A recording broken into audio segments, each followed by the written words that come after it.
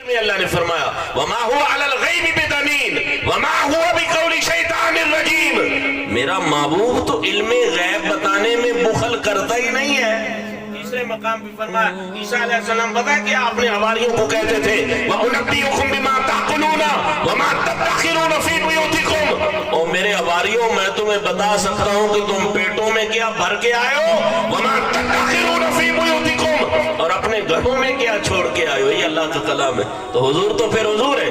اللہ نے فرمایا وَمَا كَانَ اللَّهُ لِيُطْلِيَكُمْ عَلَى الْغَيْبِ وَلَكِنَّ اللَّهَ يَجْتَبِي مِن رُّسُلِهِ مَن يَشَاءُ، اللہ عام بندوں کے علم غیب پہ مطلع نہیں فرماتا، لیکن جس کو منصب رسالت دے دے اس کو مطلع فرما دیتا ہے۔ حضور جان رہے تھے، سرکار نے جانتے ہوئے دروازہ کھٹکھٹاتے رہے، دروازہ نہیں کھلا، حضور اس طرح جانے لگے میرا کیا عمل ہے، آپ کا کیا عمل ہے۔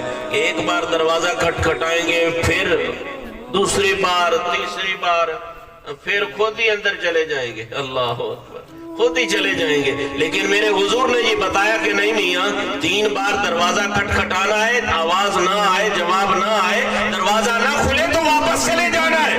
حضور جا رہے ہیں، سرکار کے یہ صحابی بھاگ کر آگے آ جاتے ہیں۔ عرض کیا حضور میں اندر سے جواب دے رہا تھا، دروازہ اس لیے نہیں کھولا کہ آپ بار بار فرماتے رہے اے گھر والوں تم پر سلامتی ہو، اے گھر والوں تم پر سلامتی ہو، اے گھر والوں تم پر سلامتی ہو۔ یا رسول اللہ ہم تو آپ کی سلامتی سمیٹنے کے لیے خاموش تھے اور دروازہ نہیں کھولا۔